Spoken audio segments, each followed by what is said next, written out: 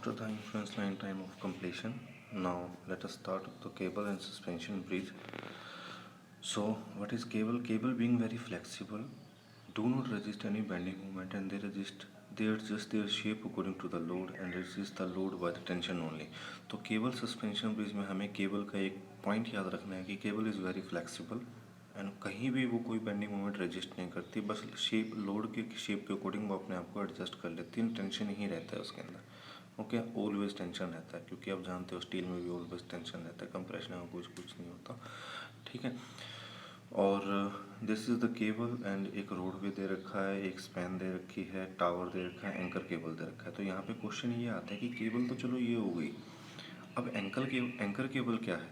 So to reduce the bending moment in the tower, anchor cable are provided. So the centres anchor cable bending moment को reduce करने के लिए provide किया जाता है. और अगर मैं आगे बात करूँ, the central dip of the cable is varying from 1/10 to 1/15 of span. जो सेंट्रल डिप जो आपको दिख रहा है, जो सैगिंग पोर्शन दिख रहा है केबल का, वो केबल किस लिए यूज़ करते हैं? वो इसलिए यूज़ करते हैं, वो जो सैग है उस सैग का डिस्टेंस होगा 1/10 to 1/15 ऑफ अपना स्पैन. ओके, तो come to the next point, that is equilibrium of the cable.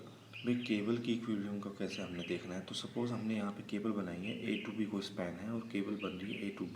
ठीक है, और उसी केबल के ऊपर 3 लोड आ रहे हैं, पॉइंट लोड और एक UDL आ रहा है. तो W1 W2 W3 are the point load and एक 1 UDL इज W4. W1 का डिस्टेंस है A1, W2 का है A2 और W3 का है A3. टोटल L स्पैन है. तो हम ये जानते हैं कि दोनों एंड जो हैं, उन दोनों एंड पे हिंज होने के कारण 2 रिएक्शन लगेंगी. ठीक है, तो VA and VB are the two reaction in the vertical support reaction and H is the horizontal support reaction. Okay, ये यहाँ पे 2 रिएक्शंस हैं. तो हम इक्विलिब्रियम को निकालने के लिए हम क्या करें? हम पर्टिकुलर कोई पॉइंट ले लें, कोई सेक्शन लेते हैं XX, और वो XX सेक्शन लेने के बाद वहाँ पे मैं मोमेंट निकालता हूँ. और मोमेंट मैंने निकाला तो कुछ भी नहीं करना. क्या करना है? मोमेंट क्या होता है? Load into distance. तो VA इंटू परपेंडिकुलर डिस्टेंस क्या है? X. और कौन सी डायरेक्शन में जाता है? क्लॉकवाइज डायरेक्शन में. ठीक है, तो पॉजिटिव लेंगे. और W1 इंटू में कितना है? X minus A1.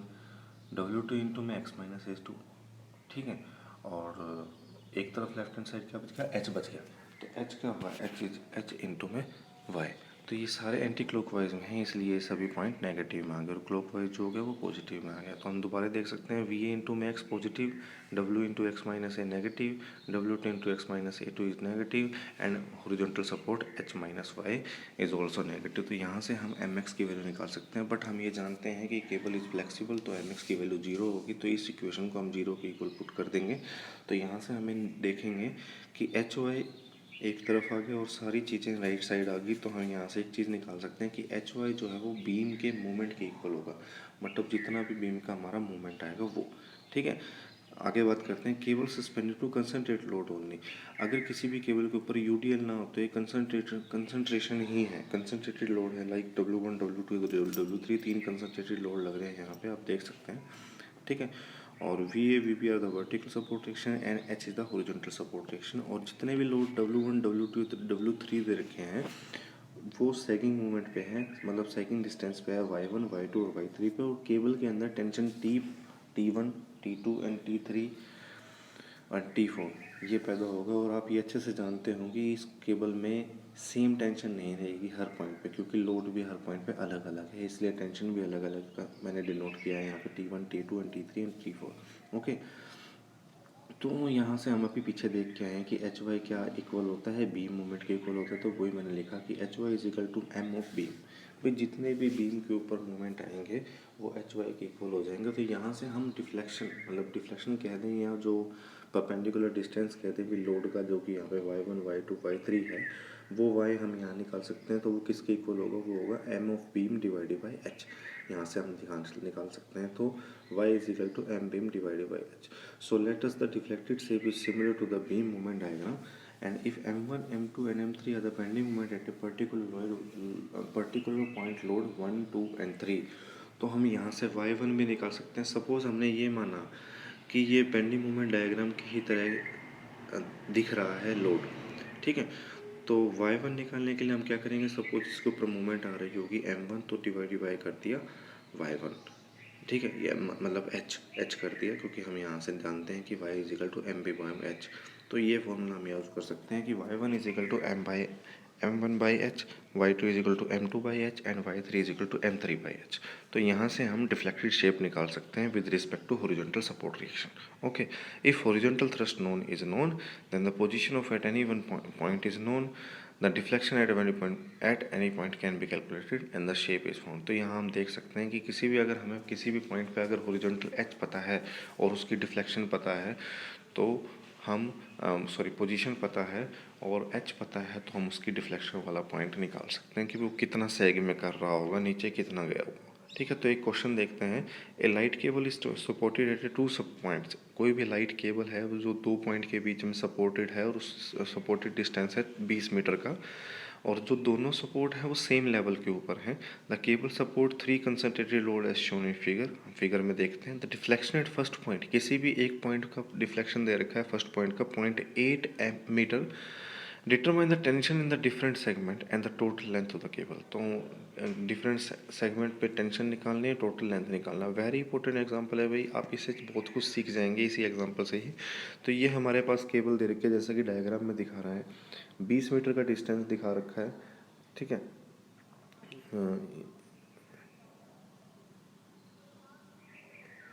ये 20 मीटर का डिस्टेंस दिखा रखा है। ओके, और y1 y2 एंड y3 इनके लोड हैं।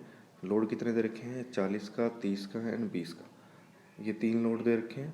ठीक है, और सपोर्ट रिएक्शन V1 VA और VB और H दोनों सपोर्ट रिएक्शन आएगी। तो आपने एक चीज़ और ध्यान दी होगी यहाँ पे कि इस पर्टिकुलर पॉइंट पे ये टेंशन जो है T1 और T2 ये दोनों लोड बना रही है, मतलब दोनों टेंशन जो है वो थीटा एंगल बना रही है। और यहाँ पे थीटा 1 और थीटा 2, क्योंकि ये अलग अलग टेंशन है इसलिए एंगल भी अलग अलग होंगे। और इस पॉइंट की बात करूँ 20 किलोमीटर की, तो यहाँ पे भी थीटा 3 एंड थीटा 4 बना रहा होगा। और अगर मैं सेंटर की बात करूँ, सेंटर पे एंगल बिल्कुल सेम होगा। ठीक है, ओके। तो सबसे पहले हम क्या करेंगे, टेकिंग मोमेंट अबाउट ए, किसी भी पर्टिकुलर पॉइंट अबाउट के ए, तो ए के अकॉर्डिंग हम मोमेंट ले लेते हैं। तो सभी लोड को उसके लोड इनटू परपेंडिकुलर डिस्टेंस के अकॉर्डिंग हम रोटेट करवा देंगे। तो यहाँ हम देख रहे हैं कि मोमेंट इज इक्वल टू 40 × 5। 40 × 5 कैसे, ये जो 40 है ये 40 5 घूमा, ये 30 5 घूमा, ठीक है, ये 30 आपका 10 घूमा, 20 जो है वो 15 घूमा, और वी भी कितना घूमा हमारा एंटी क्लॉकवाइज डायरेक्शन में 20। तो हमने देखा। ठीक है, तो वही हम यहाँ देख रहे हैं कि मोमेंट 40 गुना में 5 प्लस 30 गुना में 10 प्लस 20 गुना में 15 माइनस वी बी इंटू में 20। अगर राइट हैंड साइड की बात करें तो एंटी क्लॉकवाइज नेगेटिव और क्लॉकवाइज पॉजिटिव। हम तो यहाँ से हम वी बी और वी ए दोनों इजीली निकाल सकते हैं। वी है 50 आ गया और वी बी आ गया 40। तो मतलब इतना तो मुझे पता लग गया सपोर्ट एक्शन क्या है। तो अब हम एक पॉइंट देख के आए थे पीछे कि बीम मूवमेंट कैसे निकालते हैं किसी भी पर्टिकुलर पॉइंट पे। अगर हमें हॉरिजॉन्टल थ्रस्ट पता है या लोड की पॉइंट मतलब पॉइंट पता है, तो मैं यहाँ पे y1 निकाल सकता हूँ। तो देखिए, अगर मुझे y निकालना है तो मैं वी ए इंटू में 5 कर दूँ। ठीक है, मतलब एक मिनट, जस्ट ए मिनट। देखिए, एम ऑफ बीम निकालना चाहते हैं तो बीम पर्टिकुलर पॉइंट के ऊपर मूवमेंट निकालना चाहते हैं एट 1 2 एंड 3 पॉइंट पे। सॉरी, मैं गलत बोल गया था, y1 नहीं निकलेगा, y1 तो निकलेगा h into Y is equal to beam. ये हम जानते हैं, इसके अकॉर्डिंग निकलता है, ये हम देख चुके हैं। ठीक है, तो यहाँ पे अगर हम बीम मूवमेंट की बात करें तो किसी पर्टिकुलर पॉइंट पे बीम मूवमेंट कैसे निकालते हैं। सपोज दिस इज 1 पॉइंट, ये पहला पॉइंट के ऊपर, तो वी ए इंटू पर 5 कर देंगे। 2 पॉइंट के अकॉर्डिंग बात करेंगे तो वी ए इंटू में 10 और माइनस 40 गुना में 10, और तीसरे पॉइंट की बात करेंगे तो माइनस वी बी इंटू में 5 कर देंगे। तो हम यहाँ पे तीनों पॉइंट के ऊपर मूवमेंट निकाल सकते हैं, वो हम देख चुके हैं। ठीक है, तो एम बी 1 2 और 3, तो मतलब अब हमारे पास मूवमेंट भी आ गया, सपोर्ट रिएक्शन भी आ गया। तो किसी भी पॉइंट के ऊपर बेंडिंग मोमेंट केवल फ्लेक्सिबल होने के कारण मूवमेंट क्या होती है, जीरो होती है। तो मैं क्या करूँगा, इस मोमेंट को इक्वल कर दूंगा अपने वही फॉर्मूले के ऊपर जो मैं अच्छे से जानता हूँ, H Y one is equal to M one. तो वहाँ से मैं क्या निकाल लूँगा, वहाँ से मैं निकाल लूँगा एक पॉइंट का मुझे डिफ्लेक्शन गिवन दे रखा है तो वहाँ से मुझे एच निकल गया, और मैं जानता था, मैंने अभी बताया भी था कि अगर एच हमें पता है तो एच की हेल्प से हम सभी का डिफ्लेक्टेड शेप बता देंगे, क्योंकि हमें उनकी पोजीशन पता है। ठीक है, तो यहाँ से y1 y2 and y3, y1 तो हमें पता था, y2 y3 आ गया और h भी आ गया। ठीक है, तो मतलब इस पूरे क्वेश्चन में हमें ओरिजेंटल थ्रस्ट भी निकल गई, VA भी निकल गया था, ओरिजेंटल थ्रस्ट भी निकल गया, y1 हमें गिवन था जो कि 0.8 था, y2 निकल गया, y3 निकल गया, तो ये सब कुछ निकल गया। अब हमें क्या निकालना है, दिस थीटा, भाई कितना इंक्लिनेशन है उसका। ठीक है, तो वो हमें निकालना है। तो हम आगे देखते हैं कि थीटा सेगमेंट कैसे निकालेंगे। ठीक है, तो वो देखिए, inclination of a segment theta is theta 1, theta 2, theta 3, theta 4। तो टेन थीटा की बात करेंगे, टेन थीटा क्या होता है, परपेंडिकुलर अपॉन में बेस। तो थीटा 1 की बात करें तो थीटा 1 यहाँ देख लीजिए, ये थीटा 1 है, तो थीटा 1 ये पूरा ट्रेंगल बन रहा है, ये पूरा ट्रेंगल बन रहा है यहाँ पे, और ये ट्रेंगल थीटा है, तो ये पी है और ये हमारा बेस है। तो P by B is tan theta. तो वही हमने यहाँ देखा कि टेन थीटा 1 किसके इक्वल होता है। वैसे हम टेन थीटा 2 निकाल सकते हैं। एक मिनट, देखिए ये टेन थीटा 2 है, ट्रायंगल ये बन रही है, तो this is P and this is B. Okay, तो यहाँ पे दिस डिस्टेंस निकालने के लिए क्या करें, अगर मैं y2 में से पूरे कंप्लीट इस में से अगर मैं y2 माइनस कर दूँ तो मैं ये डिस्टेंस निकाल लूँगा। समझ आ गया आपको। अगर मैं इस ट्रायंगल की बात करूँ, इस कंप्लीट y2 में से अगर मैं y1 सब्ट्रैक्ट कर दूँ तो मेरे पास ये डिस्टेंस आ जाएगा। तो इस तरह से हम ये ट्रायंगल देख लेंगे, और फिर हम ट्रायंगल थीटा 3 की बात करेंगे तो it is same like this. ठीक है, और फिर थीटा 4 की बात करेंगे तो ये ट्रायंगल हमारा बन जाएगा, जिसमें ये थीटा के हमेशा थीटा के सामने वाला डिस्टेंस, सामने वाली जो हाइट होती है वो हमारी साइन परपेंडिकुलर होती है। ओके, तो यहाँ से हम सेगमेंट निकाल सकते हैं जो कि theta 1, theta 2, theta 3 and theta 4। देखिए आप देख सकते हैं, देखिए थीटा 1, थीटा 2, y1 अपॉन में दिस, तो यहाँ से हमें theta 1, theta 2, theta 3 and theta 4 निकल गया। तो मतलब इस क्वेश्चन में हमने h निकाल लिया, सपोर्ट रिएक्शन निकाल लिए, और सभी y1, y2, y3 निकाल लिया, और थीटा भी निकाल लिया। बट अभी भी एक पॉइंट बचा है, वो हमारा क्या है, टेंशन।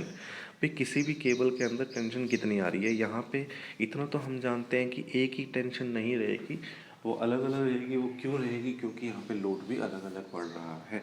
तो इसलिए हम यहाँ पे लेमिस थ्योरम यूज़ करेंगे। और लेमिस थ्योरम क्या कहती है कि किसी भी एंगल के साथ जो टेंशन बन रही है, और उस केबल फॉर्मूला होता है यहाँ पे कि T1 divided by sine theta is equal to T2 divided by sine theta 2, ठीक है, is equal to T3 divided by sine theta 3। ये आपका लेमिस थ्योरम होती है। तो हम यहाँ देखेंगे कि एक पर्टिकुलर पॉइंट ए के ऊपर, ए पॉइंट के ऊपर हम देखेंगे T1 अपॉन में साइन 90 माइनस थीटो। मैं थोड़ा सा पीछे जाता हूँ, डायग्राम को देखता हूँ कि पॉइंट 1 के ऊपर हमारे दो ही एंगल बन रहे हैं, एक थीटा 1 बन रहा है, एक थीटा 2 बन रहा है। समझ आ गया। ठीक है, थीटा 1 बन रहा है, थीटा 2 बन रहा है। तो यहाँ पे इस टेंशन के नीचे सामने अपोजिट वाला एंगल, और इस T2 के नीचे ये अपोजिट वाला एंगल, ये हमें देखना है, सॉरी ये वाला एंगल। ठीक है, कैसे, दोबारा बताता हूँ। ये T1 है, T1 अपॉन में साइन, साइन मतलब इसके अपोजिट वाला लोड के साथ बनता हुआ एंगल। ठीक है, वैसे ही हम T2 की बात करें तो T2 के अपोजिट में लोड के साथ बनता हुआ एंगल, ये लोड के साथ ये एंगल बनेगा। तो एक जस्ट एक मिनट, लोड के साथ ये वाला एंगल बनेगा। ठीक है, मैं दोबारा बता देता हूँ। T1 था, T1 के अपोजिट में लोड के साथ और केबल के साथ एंगल बनता हुआ ये वाला है। ठीक है, T2 ये वाला है, T2 के अपोजिट में लोड और केबल के साथ बनता हुआ एंगल ये है। ठीक है, तो ये क्या है, 90 तो है, 90 प्लस थीटा यहाँ हो गया, और ये क्या है, 90 माइनस थीटा 2। तो वही मैंने यहाँ पे किया हुआ है, और ये सभी फॉर्मूले जो होंगे वो साइन की फॉर्म में लिखे जाएंगे। देखिए साइन 90 माइनस थीटा 2 एक तरफ is equal to T2 upon में साइन 90 प्लस थीटा 1। ठीक है, तो यहाँ से टी हम जानते हैं कि T2 उस पर्टिकुलर पॉइंट के ऊपर लोड कितना है, लोड है 40। तो यहाँ से हम T1 और T2 दोनों निकाल सकते हैं। ठीक है, ऐसे ही पॉइंट टू की बात करेंगे तो T3 अपॉन में sine theta is equal to T4 upon में साइन थीटा, और टी थर्ड पॉइंट के ऊपर हमारा लोड कितना आ रहा है, टोटल 20 आ रहा है लोड। और साइन थीटा प्लस में क्यों करना, नेगेटिव में क्यों करना, ये मैं बता चुका हूँ कि भाई टेंशन के अपोजिट में एंगल देखना है जो लोड और केबल के साथ बन रहा हो, वही एंगल। ठीक है, तो ये लेमिट्स दोनों से हमें T1 T2 एंड T3 की वैल्यू पता लग गई। ठीक है, T4 की वैल्यू पता लगी। अब लास्ट पॉइंट की लेंथ ऑफ द केबल कैसे निकाली जाए, तो ये sum of the length of each section. तो जो हमने अभी लेंथ निकाली है और उस लेंथ के सम करेंगे, तो यहाँ पे आपको ये याद रखना है कि 5 sec थीटा 2, 5 sec थीटा 3 और 5 sec थीटा 4, ये सीकेंड क्यों आया ये आप अच्छे से जानते हो, P/B करके और tan थीटा करके। तो P/H करेंगे तो साइन थीटा आ जाएगा, उसका अपोजिट कोसिकेंट होता है, ये आप कोसाइन होता है, सब देख लेंगे आप आराम से। टेन का टेंजेंट का कोटेंजेंट होता है, तो वहाँ से हम ट्रायंगल निकाल के ये लेंथ का फॉर्मूला आप रिमेंबर भी कर सकते हैं। व्हाट इज़ दिस 5 क्या है, ये 5 जो है हमारा जो डिस्टेंस दे रखा था लोड का और 20 मीटर की स्पैन थी वही वाला है। ठीक है, तो नेक्स्ट पॉइंट की बात करते हैं। अगर केबल यूडीएल सस्पेंड कर रहा हो, भाई सब्जेक्ट कर रहा हो यूडीएल, ठीक है, तो यूडीएल देख लीजिए, बिल्कुल ईजी है। ये पूरी केबल है, इधर सपोर्ट रिएक्शन H और V है, इधर सपोर्ट रिएक्शन H और V भी आ गया है। ठीक है, और पूरा यूडीएल है, और यूडीएल जो सैग दिखा रहा है वो H का दिखा रहा है यहाँ पे, और टोटल स्पैन लेंथ है वो हमारी है L। ठीक है, तो वही हम पढ़ेंगे। जो यूडीएल का जो लोड इंटेंसिटी दे रखा है वो दे रखा है W पर यूनिट लेंथ के हिसाब से। ठीक है, तो हम यहाँ देखते हैं कोई भी सेक्शन ले लेते हैं XX। ठीक है, एक्स सेक्शन ले लेंगे और x डिस्टेंस पे है वो, तो वहाँ से वही भाई सपोर्ट रिएक्शन हम जानते हैं VA क्या आएगा, WL/2 आएगा। क्यों, क्योंकि सिमेट्रिकल लोडिंग है, तो सपोर्ट हमारा WL/2 आ जाएगा दोनों तरफ। तो किसी भी पर्टिकुलर पॉइंट के ऊपर या सेंटर के ऊपर हम मूवमेंट इक्वेट टू 0 कर दें एक्स एक्स से लेकर, तो वही हमने यहाँ किया है। तो H इंटू में Y कर देंगे, क्लॉकवाइज आ रहा है, एंटी क्लॉकवाइज आ रहा है, माइनस में क्लॉकवाइज आ रहा है। ठीक है, माइनस में WL पूरा लोड था WL/2 सपोर्ट का, इंटू में L/2 घूमेगा, और उस तरफ से अगर हम हाफ सेक्शन की बात करें तो WL/2 हो जाएगा, इंटू में L/2 का हाफ करके L/4 आ जाएगा। तो यहाँ से वैल्यू निकल आएगी H is equal to WL²/8H। Very important कि हॉरिजॉन्टल थ्रस्ट UDL के केस में कितना होता है वो हमें याद रखना है कि WL²/8H। ठीक है, अब थोड़ा सा और डीपली समझने के लिए हमने जो सेक्शन कट किया था उस सेक्शन को हमने यहाँ बना लिया है कि ये पूरी केबल है जो कि ये इस सेक्शन पे थी, यहाँ पे XX सेक्शन था। ठीक है, और उस केबल में टेंशन T लग रहा है आपका यहाँ पे, और इधर सपोर्ट एक्शन VA और H है। ठीक है, सपोर्ट एक्शन, और ये जो UDL आ रहा है लेफ्ट हैंड साइड, इसकी इंटेंसिटी वही है W पर यूनिट लेंथ के हिसाब से, और इसका जो डिस्टेंस है वो अपना है X डिस्टेंस है। ठीक है, तो अगर हम इसको पॉइंट लोड अगर कहीं सपोज बनाएं तो ये पॉइंट लोड कितना बन जाएगा, ये बन जाएगा W into x divided by 2। ये आपका जस्ट एक मिनट W इंटू में x, ये आपका क्या बन जाएगा, UDL को पॉइंट लोड बनाने के लिए W इंटू एक्स होगा। ठीक है, तो वो हमने देखा यहाँ पे। तो अब हम इसी पर्टिकुलर सेक्शन पे ये भी मान लेंगे कि यहाँ पे कोई शियर फोर्स भी लग रहा होगा, या ऊपर की तरफ या नीचे की तरफ। तो हम मान के चलते हैं कि सब शियर फोर्स ऊपर की तरफ चल रहा है। तो आप यहाँ देख पा रहे हो, देखिए शियर फोर्स, ये सपोर्ट रिएक्शन भी तो एक स्ट्राइक है शियर फोर्स ही है ना, क्योंकि शियर फोर्स आप जानते हो बीम सपोर्ट के ऊपर मैक्सिमम होता है और मिडल पे 0 हो जाता है। ठीक है, तो अगर हम इस ट्रायंगल को, इस कंपोनेंट को लें, तो यहाँ से हम देख सकते हैं कि इधर से हमारा क्या क्या लग रहा होगा, टेंशन T लग रहा होगा, ये हमारा टेंशन T लग रहा है। ठीक है, ये VA है और ये H है। तो यहाँ से अगर मैं रिजल्टेंट टेंशन T निकालना चाहूँ तो वो किसके इक्वल हो जाएगा, हमारा किसके इक्वल हो जाएगा, √VA² प्लस में H²। तो वही हम आगे देखेंगे कि √VA² इंटू में प्लस में x², ये हमारा हो गया। V हम जानते हैं मैक्सिमम सपोर्ट के ऊपर कितना होता है, WL/2। ठीक है, और H अब हम देख के हैं WL²/8H। तो यहाँ से हम टेंशन निकाल सकते हैं, और टेंशन का फॉर्मूला हमारा निकल के आया ये मैक्सिमम में, और मिनिमम क्या होगा, मिनिमम हमारी टेंशन सेंटर के ऊपर होगी क्योंकि वहाँ पे V भी मिनिमम होगा। ठीक है, समझ आ गया? तो ये हमारा हो गया। और अगर हम अब आगे बात करें कि now find the shape of the cable. देखिए अभी हमने यूडीएल के केस में हॉरिजॉन्टल रिएक्शन निकाली, W L square by 8h आया। सपोर्ट रिएक्शन के हिसाब से हमने टेंशन निकालनी जो कि अंडर रूट करना है वी स्क्वायर प्लस में एच स्क्वायर। अब हम शेप निकालते हैं कि भाई हमारी शेप जो है वो पैराबोलिक है कैसी है। ये तो हमें आप जानते हो, इतना आप पढ़ चुके हो, इतना बड़ा थोड़ा बहुत आपने पढ़ा होगा कि जो केबल लेते हैं वो केबल हमें पैराबोलिक दिख रहा है तो उसकी पैराबोलिक इक्वेशन निकलते हैं, देखते हैं। तो वही इक्वेशन आज हम निकालने वाले हैं क्योंकि हमें पता नहीं है कि हमारी केबल है कैसी, तो वही करेंगे। तो लेफ्ट हैंड साइड में जो हमने सेक्शन लिया था उसके पोर्शन को भी कंसीडर करते हैं और थीटा भी स्लोप मान लेते हैं, भी थीटा है। तो सबसे पहले समेशन ऑफ एच, जितने भी वर्टिकल हॉरिजॉन्टल फोर्सेज और जितने भी वर्टिकल फोर्सेज है उनको इक्वल टू 0 कर देंगे। हॉरिजॉन्टल फोर्स पोर्शन हमारा क्या बन रहा था, जो भाई अभी हमने थीटा एंगल बना रहा था, देखिए ये देखिए ध्यान से, अगर ये टी है तो ये T cos theta, this is T cos theta and this is T sine theta. ये आप जानते हो बहुत अच्छे से। क्यों जानते हो, कैसे जानते हो? क्योंकि एंगल बनने वाली साइड का कोस थीटा का कंपोनेंट होता है। तो वही हमने यहाँ करना है, ठीक है भाई। Vertical force T sine theta, horizontal force T cos theta, इधर इस डायरेक्शन में टी कोस थीटा, इस डायरेक्शन में एच इक्वल हो गया।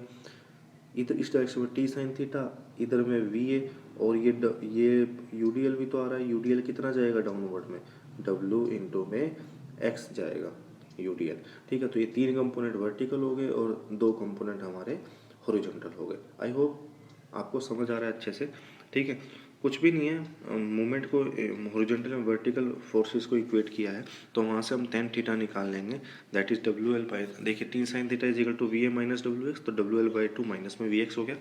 और यहाँ से फिर हमने टेन थीटा निकाला। टेन थीटा क्या होता है, P by H, load into perpendicular distance, load divided sorry perpendicular upon में horizontal, that is tan theta. तो vertical force divided by horizontal force, ये हमारा करके D Y by D X निकाल लेंगे यहाँ से। और इसको थोड़ा सा एलेबोरेट करेंगे, आप ध्यान से देख लीजिएगा। तो y का एक हमारे पास इक्वेशन आ गई कि y की equation I W x into L minus x divided by H. अब यहाँ पे हम x की वैल्यू नहीं है हमारे पास तो h की वैल्यू, तो h की value W L square by 8h square, 8h upon में डब्ल्यू एल स्क्र यहाँ पे रिवर्स हो गया। और हमने यहाँ पे पैराबोलिक इक्वेशन निकाल ली जो कि है y is equal to 4hx over में एल स्क्र इंटू में एल माइनस एक्स। तो ये हमारी इक्वेशन आपको याद रखनी है कि इक्वेशन आपने पहले भी देखी होगी। लाइक हाईवे में समिट कर्व या वैली कर्व निकालते हैं तो वैली कर्व में पैराबोलिक कर्व बनता है और पैराबोला निकालते हैं तो इक्वेशन ऑफ पैराबोला हम हमेशा यही यूज़ करते हैं कि 4hx ओवर में L square into L minus X, ठीक है। तो समझ आ गया। Now to find the length of the cable, देखिए हम सपोर्ट रिएक्शन निकाल चुके हैं, हॉरिजॉन्टल कंपोनेंट निकाल चुके हैं और हमने टेंशन भी निकाल ली थी। और अब हमने ये भी पता लगा लिया कि केबल हमारी पैराबोलिक है तो y की इक्वेशन भी निकलेगी, ठीक है। To find the length of the cable in any curve, अब हमें किसी भी केबल में केबल की लेंथ निकालने की टोटल लेंथ कितना है। देखिए सपोर्ट रिएक्शन हमारा एल है, सपोर्ट के बीच का डिस्टेंस एल है, बट जब केबल सैग करके जा रही है तो केबल का डिस्टेंस अलग है, केबल की लेंथ अलग आएगी। तो किसी भी कर्व में केबल निकालने के लिए, लेंथ निकालने के लिए केबल का, उसका फॉर्मूला होता है, जैसे पैराबोलिक इक्वेशन होती है वैसे ही ये फॉर्मूला होता है कि D S by D X is equal to under root of 1 plus में स्लोप का स्क्वायर। भाई जो भी स्लोप दे रखा होगा उसका स्क्वायर प्लस में 1 अंडर रूट कर देंगे और वो डी एस अपॉन में स्मॉल एलिमेंट पे हम उस पर्टिकुलर पॉइंट की केबल की लेंथ निकाल सकते हैं। तो ये हमने देखा। तो यहाँ पे हम क्या करेंगे, D Y by D X हमारा क्या है, y का D Y by D X कर देंगे तो जो स्लोप इक्वेशन निकाले तो यहाँ पे हम पुट करके उसको इंटीग्रेट कर देंगे 0 टू एल। 0 टू एल क्यों इंटीग्रेट करेंगे, क्योंकि टोटल सपोर्ट के बीच का रिएक्शन हमारा एल है जो कि वेरी कर रहा है 0 टू एल। तो 0 टू एल इक्वेशन को सपोर्ट इंटीग्रेट करने के कारण यहाँ पे हमें एक इक्वेशन मिल जाती है, वो है L is equal, capital L is equal to small L plus में 8h स्क्वायर अपॉन में 3l। ये स्मॉल एल क्या है, दो सपोर्ट के बीच का डिस्टेंस, ठीक है। और कैपिटल एल क्या है, उस पे केबल की लेंथ, ये कैपिटल एल है, प्लस में 8h स्क्वायर, एच क्या है, दिस इज एच जो सैगिंग पोर्शन था, एल अगेन आप जानते ही हैं। तो ये हमें केबल याद रखनी है, ठीक है। तो आज हमने क्या सीखा, हमने सीखा कि केबल सस्पेंशन है क्या। भाई किसी भी पर्टिकुलर मोमेंट वहाँ पे होती नहीं है, फ्लेक्सिबिलिटी बनाए रखने के लिए हमने सबसे पहले पॉइंट लोड के हिसाब से देखा, फिर हमने यूडीएल के हिसाब से देखा, ठीक है। और उसमें हमने टेंशन निकाला, सपोर्ट रिएक्शन निकाले, मोमेंट निकाले और क्या निकाला, सभी पॉइंट